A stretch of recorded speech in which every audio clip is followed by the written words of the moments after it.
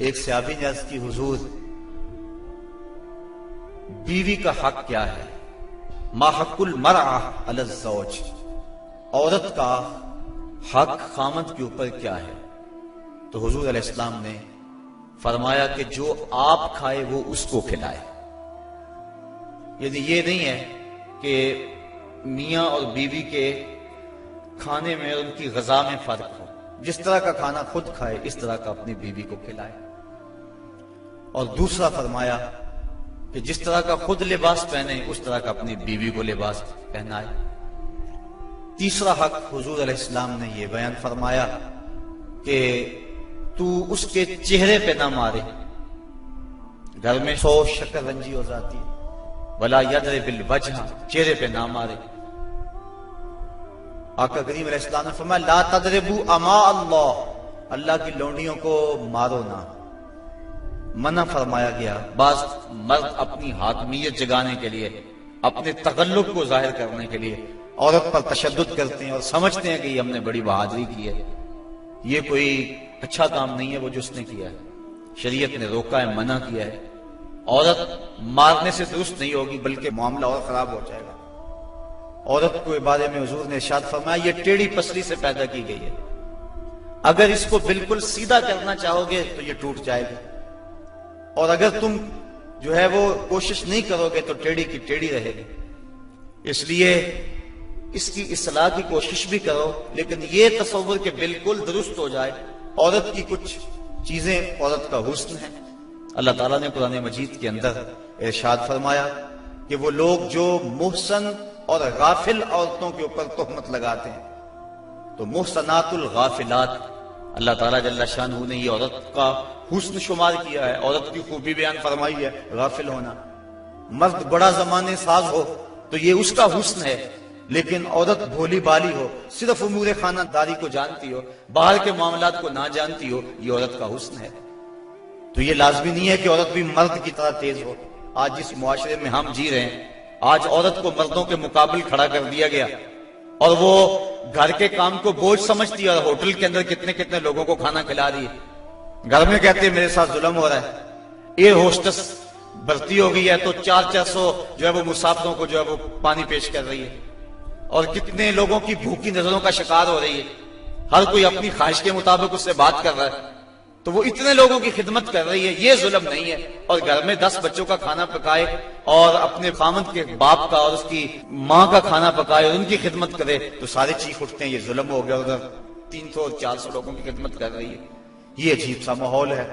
تو عورت کی کچھ چیزیں جو ہیں وہ اس کا حسن ہے، اور وہی اس کی زندگی کا نکھار ہے، اور وہی اس کی خوبی ہے۔ تو اللہ تعالیٰ نے قرآن مجید کے اندر غافلات کا لفظ عورت کی خوبیوں کو شمار کرتے ہوئے بیان فرمایا۔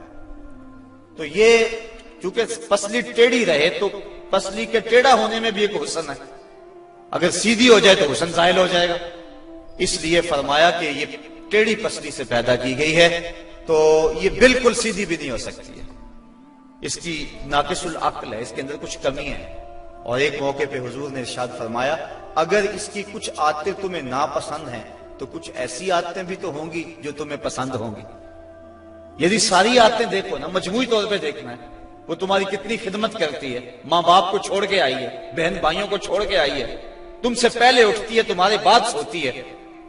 اور کبھی کبھار ایسا ہوتا ہے کہ میاں بیوی اکٹھے کہیں گئے ہوتے ہیں تو راستے کے اندر دونوں آ رہے ہیں، بچہ بیوی نے اٹھایا ہوا ہے جبکہ طاقتور مرد ہے، اور پھر جب واپس گھر پہنچتے ہیں تو خاوند کہتا ہے کہ جلدی جلدی پانی بناؤ، اور وہ کبھی برف توڑ رہی ہے، کبھی چینی ملا کے پانی تیار کر رہی ہے، اور پھر سب سے پہلے خاوند کو دیتی ہے، بچتا ہے تو خود پیتی ہے۔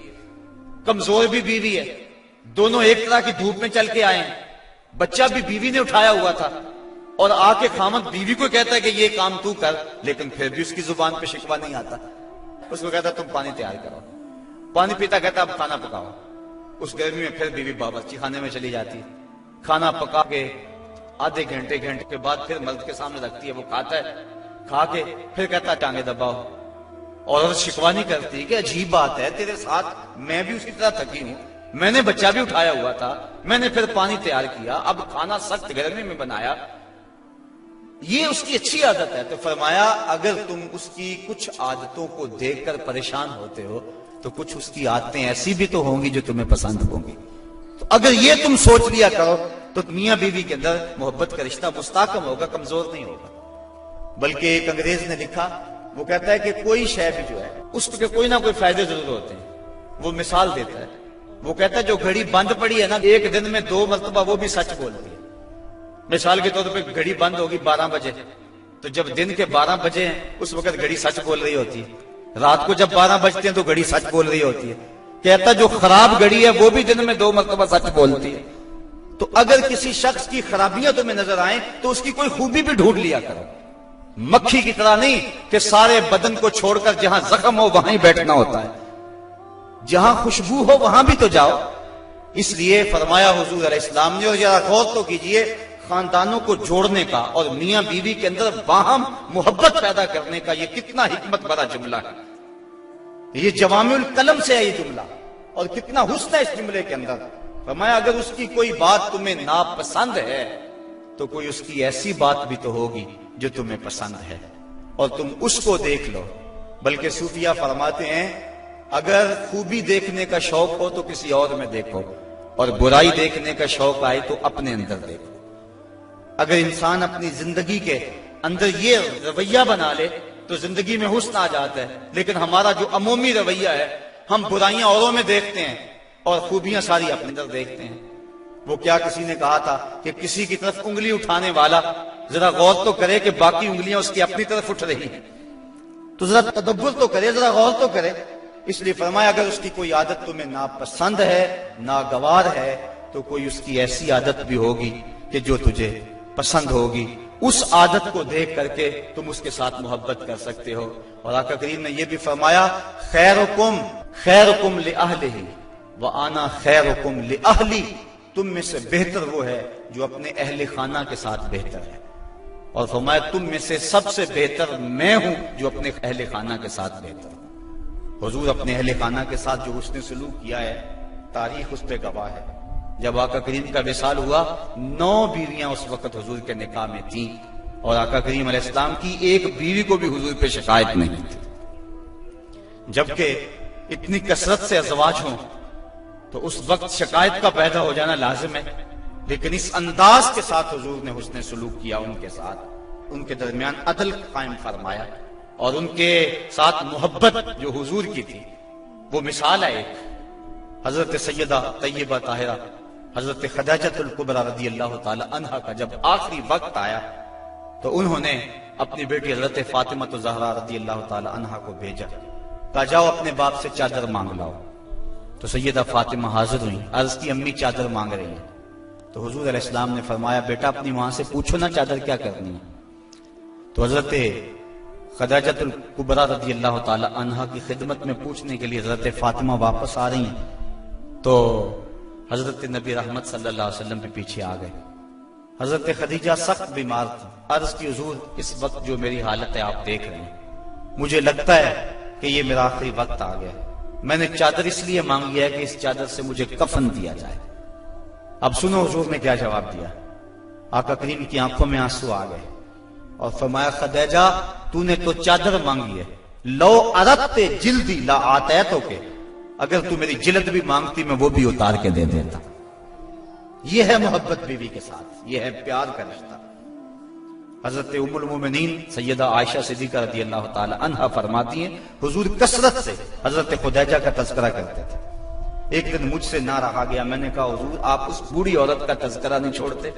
تو حضور نے فرمایا عائشہ مجھے خدیجہ کے بارے تکلیف نہ دو، جب پورے مکے نے میرا انکار کیا تھا اس نے میرا اقرار کیا تھا۔ حضرت عائشہ صدیقہ رضی اللہ تعالی عنہا فرماتی ہیں ایک دن حضور بقیع سے واپس آ رہے تھے، میرے سر میں سخت درد ہو رہا تھا، حضور تشریف لائے تو میں نے کہا واہ راسا ہو، ہائے میرا سر گیا۔ تو حضور علیہ السلام نے کہا وَأَنَا یا عائشہ، عائشہ یہ تیرے سر میں درد نہیں، یہ تو میرے سر میں درد ہو رہا ہے۔ یہ بیوی کے ساتھ محبت کا انداز ہے جو حضور نے اختیار فرمایا۔ یہ کیسا پیار ہے، یہ کیسی الفت ہے، ذرا غور تو کریں۔ حضرت سودا رضی اللہ تعالی عنہا حضور ان کے ہاں تشریف فرما تھے، حضرت عائشہ صدیقہ رضی اللہ تعالی عنہا نے کچھ پکایا، میٹھی چیز تیار کی، جی میں آیا حضور کو دوں۔ آقا کریم حضرت سودا رضی اللہ تعالی عنہا کے ہاں تھے، انہوں نے وہ شے اٹھائی اور حضرت سودا کے حجرے میں چلی گئی، وہ چیز رکھی، کھانا شروع کیا، حضور بھی تناول کر رہے ہیں، حضرت عائشہ رضی اللہ تعالی عنہا بھی تناول کر رہی ہیں، لیکن حضرت سودا نہیں لے رہے۔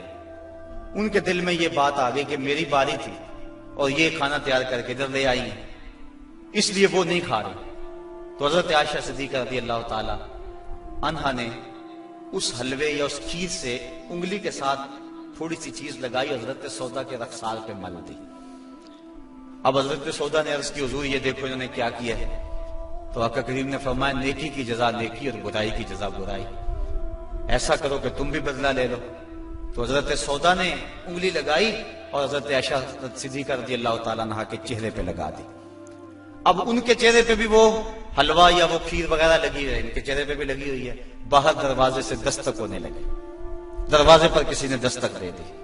اب حضور تشریف لے گئے، دیکھا تو حضرت عمر فاروق کھڑے تھے، ابھی غالباً حجاب کی آیتیں نہیں اتری تھی، تو حضور جلدی جلدی آئے، فرمایا منہ دھو لو عمر آ رہے ہیں۔ اب دونوں کے ساتھ عدل بھی فرمایا حضور نے، اور ایسی شگفتگی بھی پیدا ہو گئی۔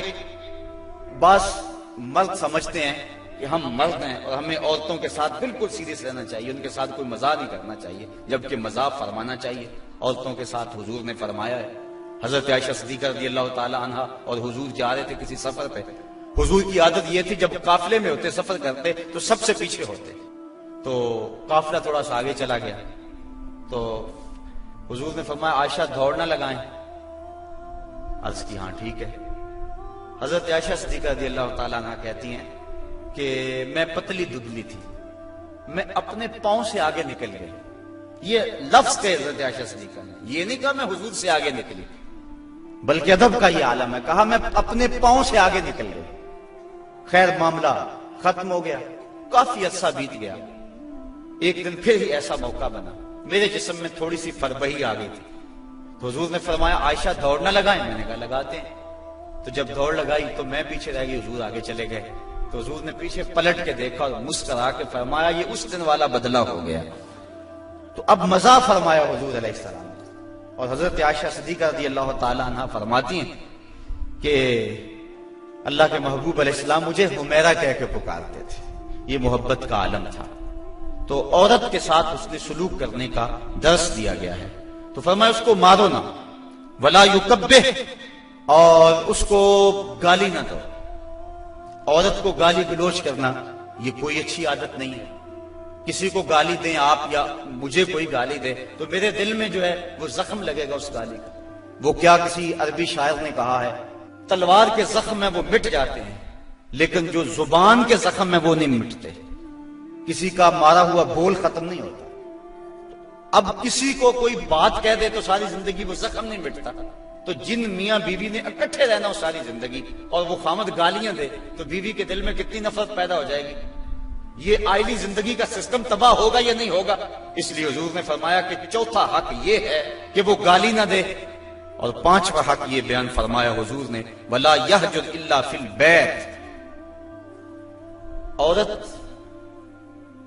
کی کوئی عادت ناپسند ہے یا کوئی ایسا معاملہ ہو گیا تو حکم ہے پہلے اسے سمجھاؤ، اگر وہ سمجھتی نہیں ہے تو پھر حکم ہے کہ اس کا بستر الگ کر دو۔ اب علماء نے اس کے ساتھ بھی شرط لگائی ہے، بستر الگ کرنے کا یہ مفہوم نہیں ہے کہ اس سے بول چال چھوڑ دو، اگر بول چال چھوڑ دو کہ بچوں پہ اثر پڑے گا۔ بستر کو الگ کرنا یہ تمہارے میاں بیوی کا معاملہ ہے، بچوں کو پتہ نہ چلے، بچوں کی تربیت خراب ہو جائے گی اگر تم اس سے جو ہے وہ ایسا الجھاؤ پیدا کر لو گے۔ اور پھر کہا کہ فی البیت، اس کو الگ گھر میں کرو، اس کو میکے نہ بھیجو، اگر میکے بھیجو گے تو اس کے والدین کو تکلیف ہوگی، تو تمہارے دو خاندانوں کے اندر فساد بپا ہوگا۔ کیسی حکمت بھرے جملے ہیں۔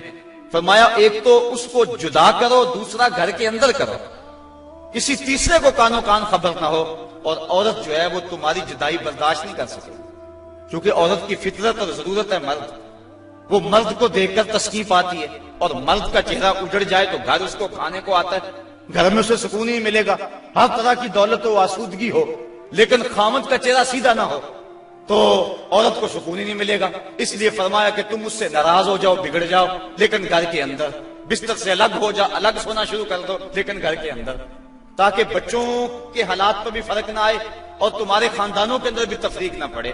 تو کہا یہ حق ہیں عورت کے مرد کے ذمے.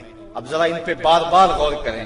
فرمایا جو خود کھاتے ہو انہیں کھلاؤ، جو خود پہنتے ہو انہیں پہناؤ، اور چہرے پر نہ مارو، اور فرمایا ان کے بستر الگ کر دو اور ان کو گالی نہ دو. یہ حضور علیہ السلام نے عورت کے حق بیان فرمائے.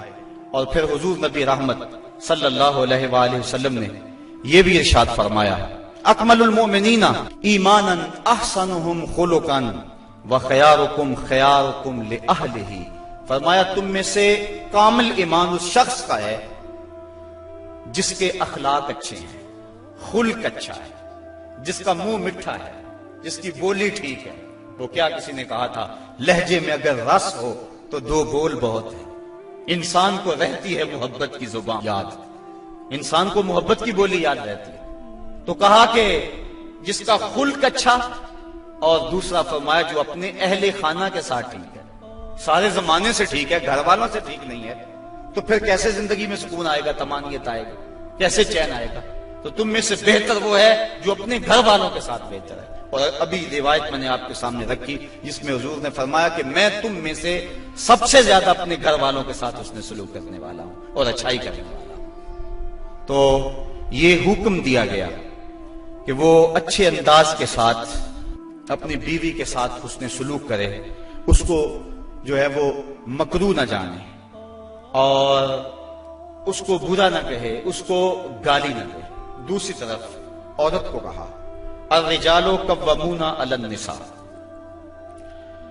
مرد عورتوں پر قوام ہیں، حاکم ہیں، امیر ہیں. یہ اس لیے فرمایا گیا کہ اگر دونوں رائے دیں اور شریعت فیصلہ نہ دے کہ کس کی رائے مقدم ہوگی، رائے میں اختلاف بھی ہو سکتا ہے، تو پھر آئلی سسٹم پھر بھی تباہ ہوگا.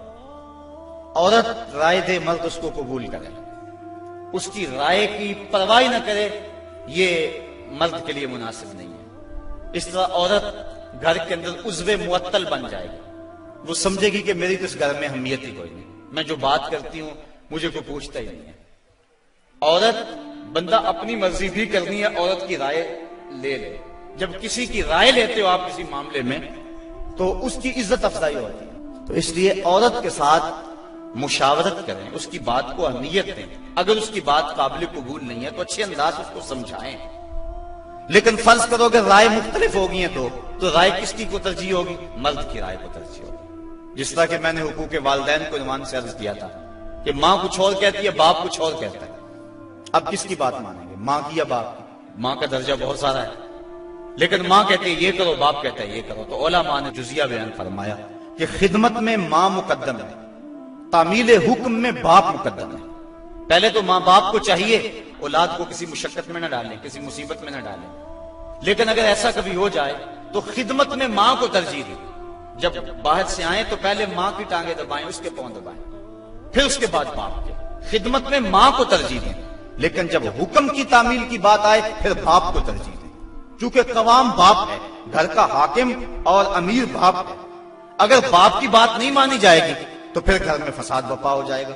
اسی طرح زوجین میں سے خامد کی بات کو ترجیح اگر دی جائے گی تو یہی معاشرے کا بھی حسن ہے اور خاندان کے اندر بھی اسی میں عزت ہے.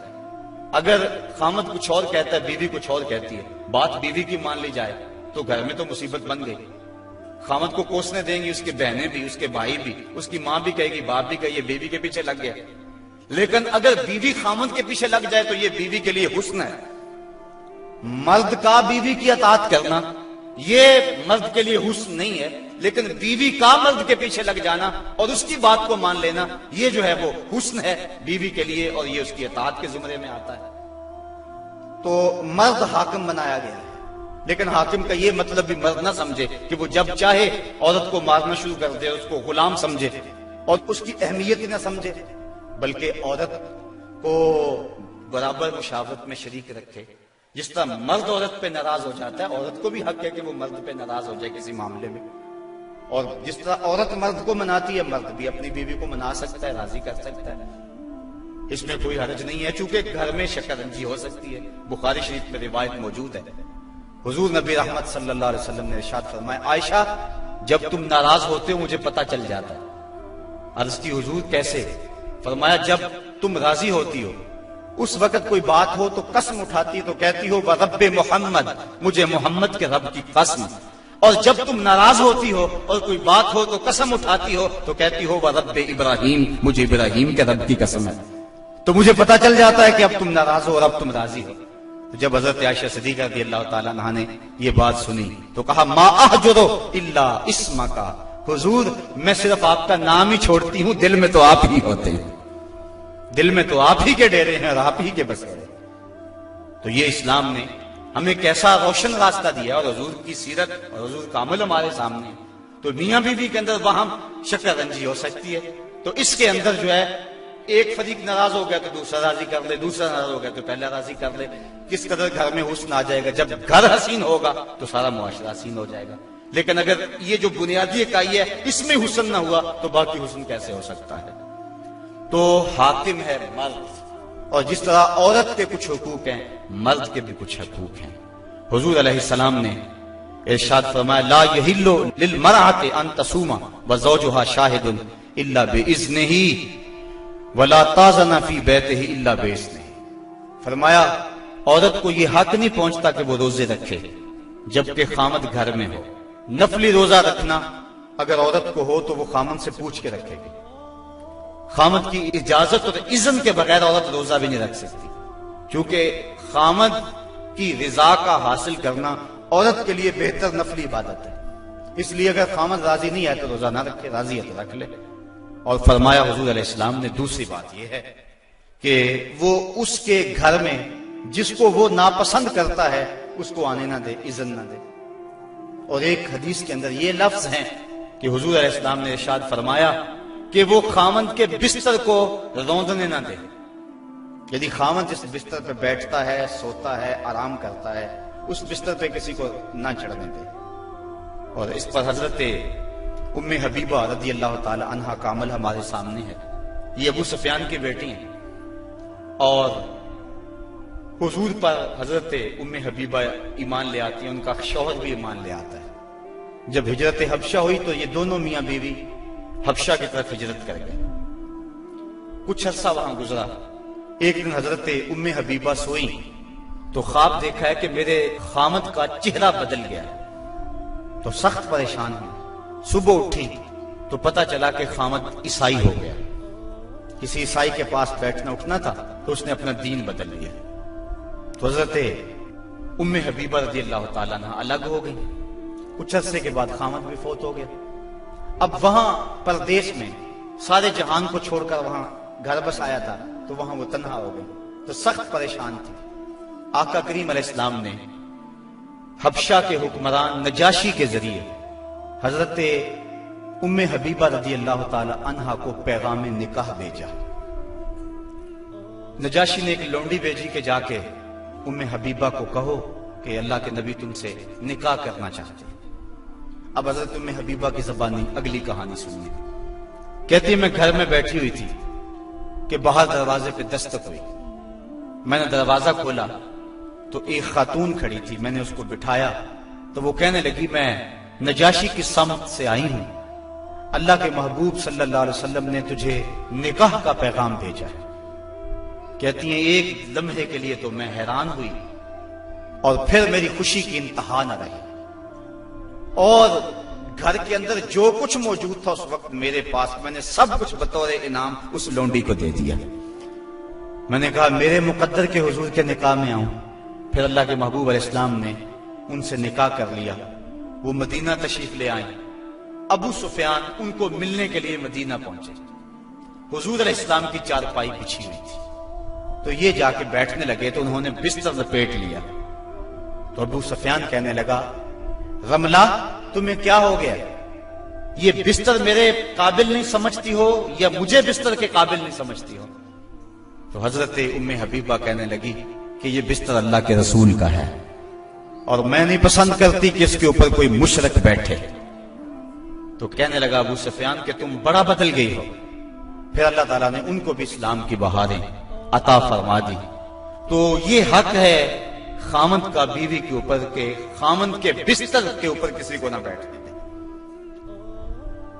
اللہ کے محبوب علیہ السلام نے فرمایا ایما امرأۃ ماتت وزوجها عنها راض دخلت الجنہ، وہ عورت جو اس حال میں مری کہ اس کا خامند اس پہ راضی تھا، فرمایا وہ عورت سیدھی جنت میں جائے گی۔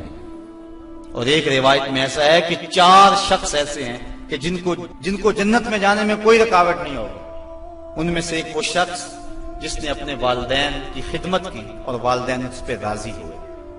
دوسرا وہ شخص جس کے بال بچے زیادہ تھے، ذرائع آمدنی تھوڑے تھے، لیکن اس نے بچوں کے پیٹ میں حرام کا ایک لقمہ بھی نہیں جانے دیا۔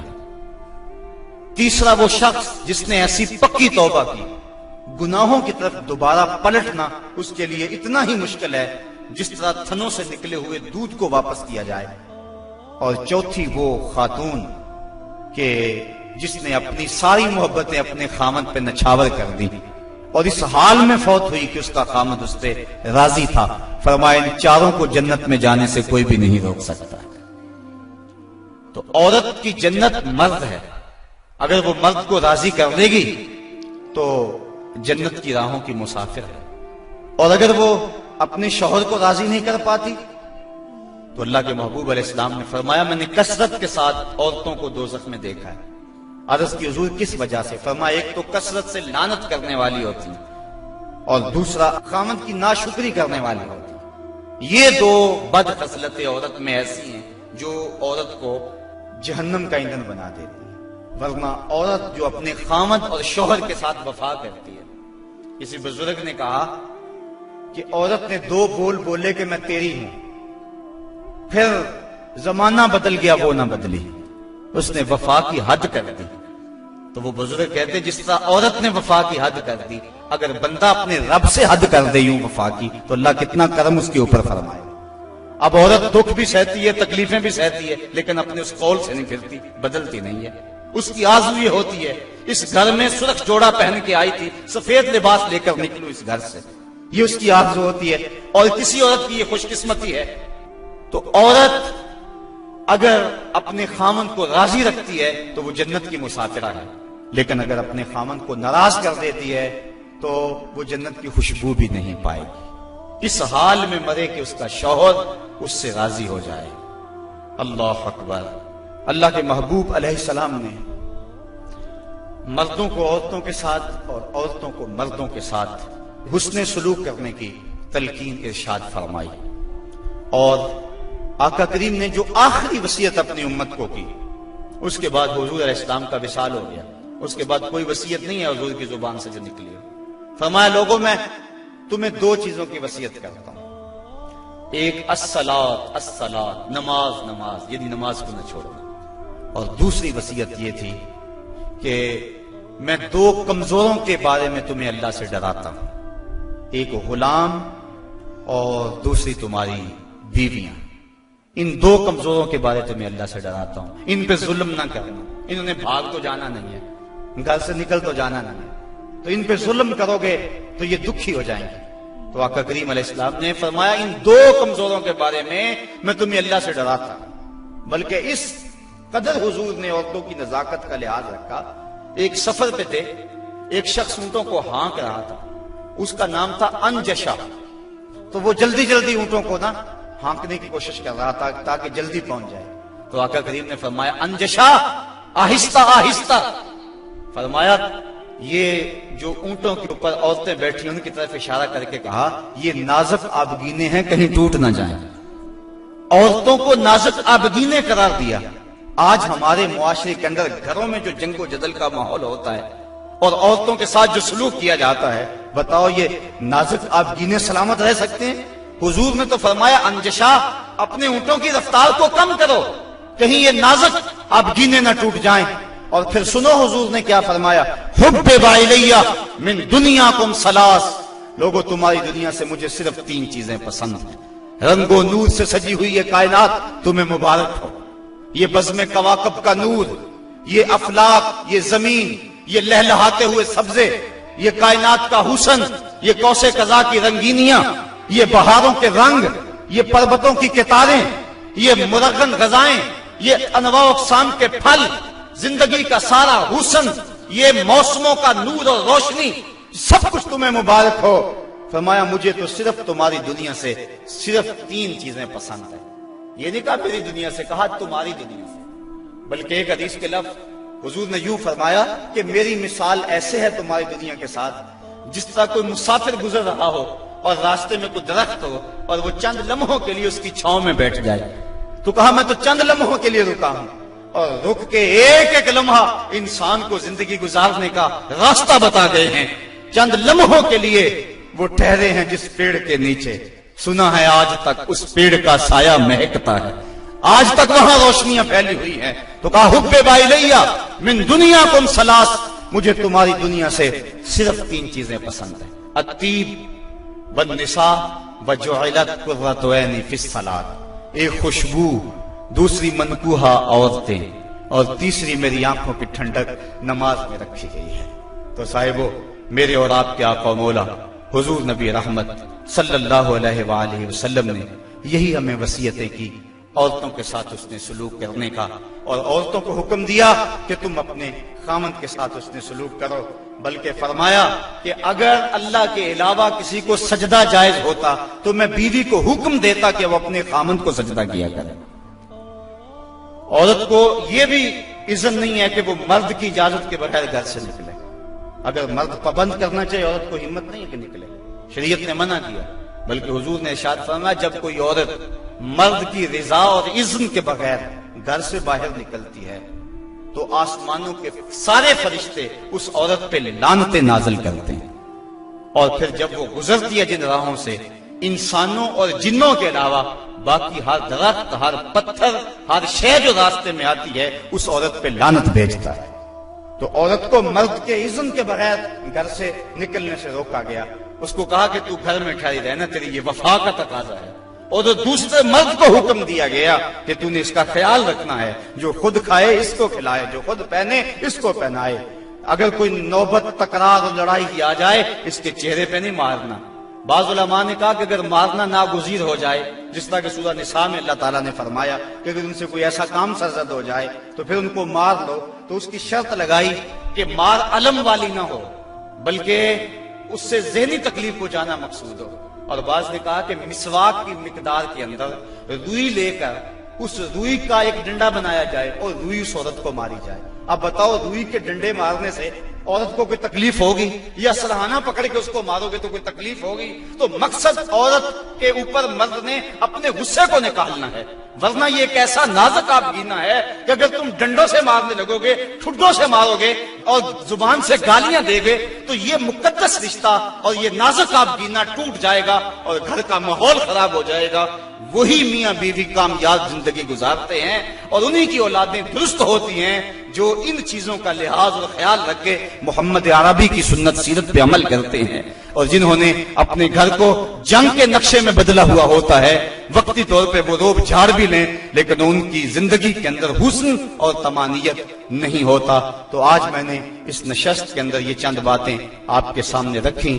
اللہ تعالیٰ جل شانہ کی بارگاہ میں دعا ہے کہ مجھے اور آپ کو رسول کریم کے بتائے ہوئے راستوں پر چلنے کی توفیق عطا فرمائے، اور حضور نے جس طرح اپنی ازواج کے ساتھ حسن سلوک کیا ہے اس طرح ہمیں حضور کے نقوش پاک کی برکتیں عطا فرمائے اور زندگی کا حسن ہمیں عطا فرما دے۔